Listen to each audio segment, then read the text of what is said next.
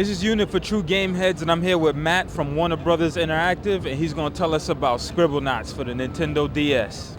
Scribblenauts is a puzzle action game in which any object you can think of in your head to solve the puzzle, you could write on a notepad and it will appear in the game and you can use it. That's basically what Scribblenauts is, and there are two different types of levels in Scribblenauts. There are action levels and there are puzzle levels. In puzzle levels, you're given a hint about what to do, like refresh him.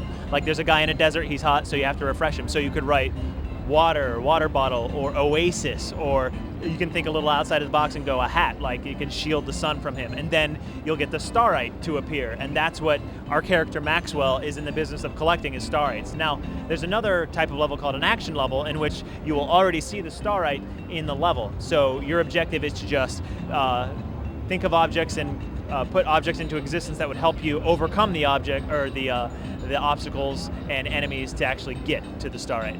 My understanding is anything that you can think of and write can appear inside the game. Like, how does that work out? How do you guys come up with something like that? Well, our creative director, Jeremiah Slaska, thought of the idea, and it sounded really, really ambitious and almost impossible, but we've managed to make it happen. The only thing is, like, there's no vulgarities in the game or anything copyrighted for obvious reasons, but anything common that you can actually see and touch is in the game, and it's taken a lot of work, lots of people working on dictionaries, like going through dictionaries and wikis just to constantly add words to our own dictionary in Scribblenauts. That's a full-time job for several people. So there's literally like a dictionary within this game? Oh sure, there's tens of thousands of objects. I mean, we lost count a long time ago, but basically anything you can think of that's not vulgar or copyrighted is in Scribblenauts for you to use. So in this level, you have 3 ways to go.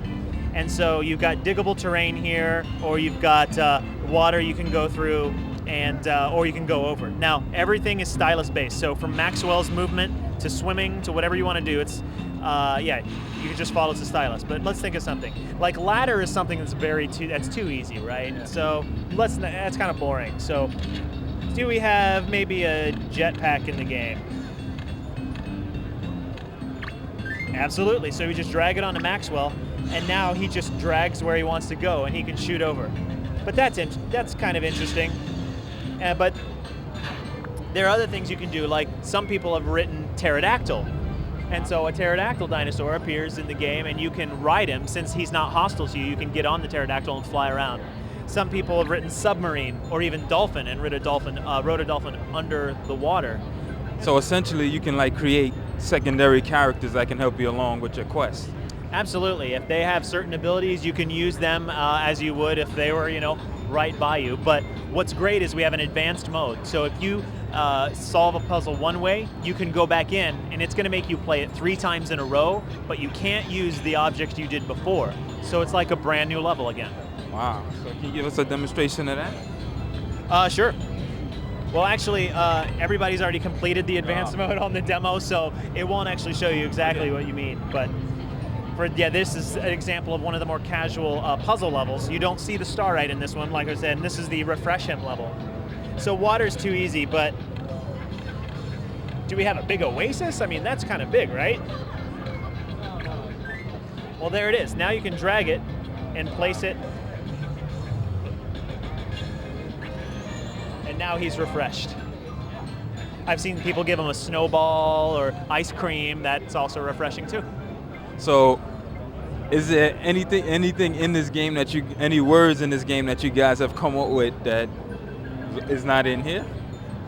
Has anybody done that yet? No, the only thing that has stumped the game so far seems to be creatures, like mythical creatures, but they're copyrighted, like some company owns it, so we obviously can't put it in the game. So will this game have any type of multiplayer aspects? No multiplayer, but there is a level creator, so you can create your own levels. Once you beat a level, that template, those tiles are ready for you to use, and you can put your own creatures, bears, monsters, whatever you want, and share with your friends via Wi-Fi. And what's cool about the level editor is that you can make a bear afraid of grass. Like in real life, bear isn't afraid of grass. But using our very simple tap system, you just tap 3 things and you can make bear, and then you tap the afraid icon and then grass. And then in your level, a bear will be afraid of grass. Wow. So now you mentioned that you can share the levels via Wi-Fi. Now will that be locally or online? Or? It's both.